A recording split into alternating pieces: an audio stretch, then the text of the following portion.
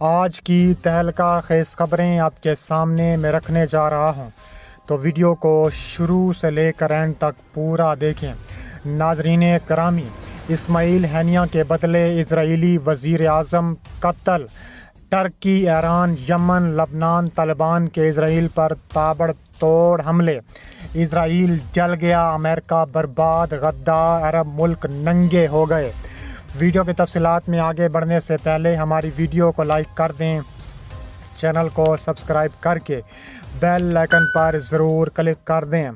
ناظرین گرامی، اسماعیل ہنیہ کی شہادت کے بدلے عرب ایک بڑے حزب اللہ کے سربراہ نے دعویٰ کیا ہے کہ وہ وزیر اعظم بنجامن نیتن یاہو کو قتل کریں گے۔ تفصیلات کے مطابق انہوں نے کہا ہے کہ ایرانی سرزمین پر اسماعیل ہنیہ کو جس طرح نشانہ بنایا گیا، ہم اس کا بدلہ لے کر رہیں گے۔ ہم اسرائیل کو اس جگہ ہٹ کریں گے کہ اسرائیل کی آنے والی نسلیں یاد رکھیں گی۔ انہوں نے کہا ہے کہ اسرائیل نے بہت غلط جگہ اس وقت ہاتھ لگایا ہے۔ انہوں نے کہا ہے کہ اسرائیل یہ جان لے کہ اسرائیلی شہری بھی ان کے ملک میں محفوظ نہیں ہیں۔ انہوں نے کہا ہے کہ اسرائیلی وزیر اعظم بنجامن نیتن یاہو ایک دہشت گرد وزیر اعظم ہے۔ ان کو انجام تک پہنچانا ہماری اولین ترجیح ہوگی۔ اس کے علاوہ اسرائیلی فوج کے ترجمان نے کہا ہے کہ تہران میں حماس کے سیاسی بیورو کے سربراہ اسماعیل ہنیہ کے قتل کی رات مشرق وسطیٰ میں فوج نے کوئی فضائی سرگرمی نہیں کی تھی۔ انہوں نے کہا ہے کہ اسرائیلی فوج نے نہ صرف اس فضائی حملے کی قیادت کی تھی جس میں لبنانی حزب اللہ کے ایک سینئر فوجی رہنما کی ہلاکت ہوئی تھی۔ یہ حملہ مشرق وسطیٰ میں اسرائیل کی جانب سے منگل اور بدھ کی درمیانی شب کو انجام دیا گیا تھا۔ حماس کے سیاسی بیورو کے سربراہ اسماعیل ہنیہ کو تہران میں بدھ کی صبح قتل کیا گیا تھا۔ فوج کے ترجمان ڈینیل ہگاری نے ایک پریس کانفرنس کے دوران کہا کہ ہم نے منگل کی رات لبنان پر حملہ کیا اور ایک ٹارگیٹڈ ہوائی حملے میں فواد شکر کو مار ڈالا۔ میں یہ واضح کرنا چاہتا ہوں کہ اس رات پورے مشرق میں کوئی اور فضائی یا میزائل حملہ یا اسرائیلی ڈرون حملہ نہیں کیا گیا۔ ڈینیل ہگاری ایک صحافی کو جواب دے رہے تھے جس میں انہوں نے ان سے پوچھا تھا کہ کیا وہ اس اطلاع کی تصدیق کر سکتے ہیں کہ اسرائیل حماس کے رہنما اسماعیل ہنیہ کی ہلاکت میزائل سے نہیں بلکہ ایک بم دھماکے سے ہوئی ہے۔ اس کے علاوہ حزب اللہ کے سیکرٹری جنرل حسن نصر اللہ نے جمعرات کو کہا ہے کہ اسرائیل کو فواد شکر قتل کے بعد ناگزیر طور پر آنے والے رد عمل کا انتظار کرنا ہوگا۔ درِ اثنا ایرانی چیف آف اسٹاف محمد باقری نے جمعرات کے اوائل میں کہا ہے کہ تہران اس وقت اپنے وفاداروں دھڑوں کے ساتھ مل کر غور کر رہا ہے کہ حماس کے سیاسی بیورو کے سربراہ اسماعیل ہنیہ قتل کے بعد اسرائیل کو کس طرح جواب دیا جائے گا۔ اس کے علاوہ کہا جا رہا ہے کہ پاکستان کی تہران بیروت پر اسرائیلی حملوں کی شدید الفاظ میں مذمت سامنے آئی ہے۔ پاکستان نے منگل کی رات پہلے بیروت اور پھر تہران پر اسرائیلی حملوں پر تنقید کی ہے۔ پاکستان نے ان حملوں کے حوالے سے کہا ہے کہ اسرائیل کی یہ کارروائیاں ایک پھیلی ہوئی کشیدگی کا باعث بن سکتی ہیں، مشرق وسطیٰ میں پائیدار امن کے امکانات کے بجائے دشمنی کو بڑھا سکتی ہیں۔ اسرائیل نے تہران میں فلسطینی مزاحمتی تحریک کے سربراہ اسماعیل ہنیہ کو میزائل سے نشانہ بنا کر قتل کر دیا۔ وہ تہران میں نومنتخب صدر مسعود پزشکیان کے حلف اٹھانے کی تقریب میں شرکت کے لیے ایران کے سرکاری مہمان کے طور پر تھے۔ اسلام آباد میں پاکستان کے دفتر خارجہ کی جانب سے ممتاز زہرا بلوچ نے ہفتہ وار بریفنگ میں اسرائیلی کارروائیوں پر تنقید کی۔ ان کا کہنا تھا کہ اسرائیلی کارروائیوں نے علاقائی سلامتی کو خطرے میں ڈال دیا۔ ترجمان نے کہا ہے کہ اسرائیل کے حامی ملکوں کو چاہیے کہ وہ اسرائیل کو اس کی غیر قانونی فوجی کارروائیاں ختم کرنے کے لیے کہیں، کیونکہ اسرائیل کی یہ کارروائیاں علاقے کے دوسرے ملکوں کی سلامتی اور خود مختاری کے خلاف ہیں۔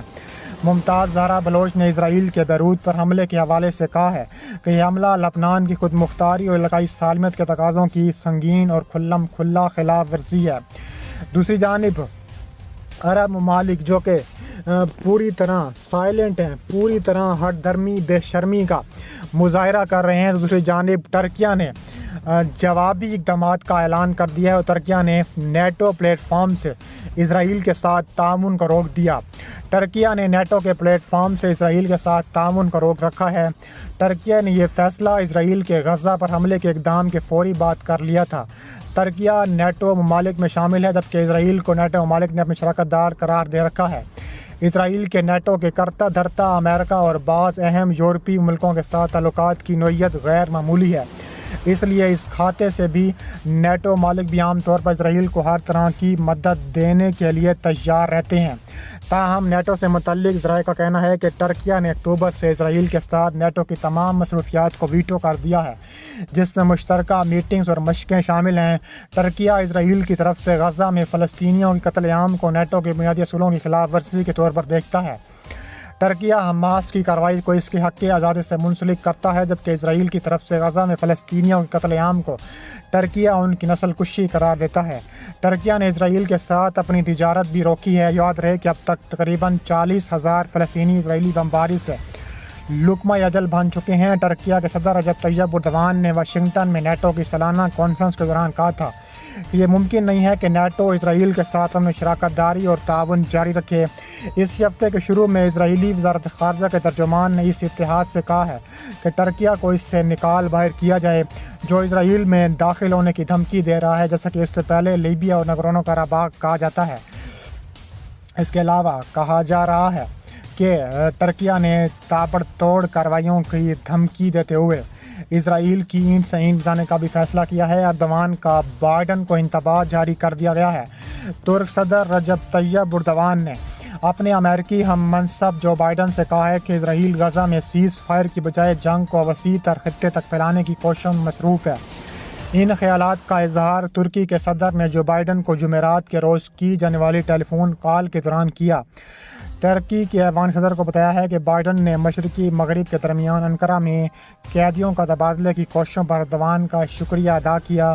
ایک بیان میں ترکی افغان صدر نے کہا ہے کہ اردوان نے بائیڈن کو بتایا ہے کہ غزہ جنگ بندی معاہدے کے لیے اسرائیلی حکومت کی طرف سے ہر قدم پر غیر رضامندی ظاہر ہوئی ہے، اور یہ کہ اسرائیلی وزیر اعظم بنجامن نیتن یاہو کے امریکی کانگریس سے خطاب ترکی اور باقی دنیا میں گہری مایوسی پیدا ہوئی۔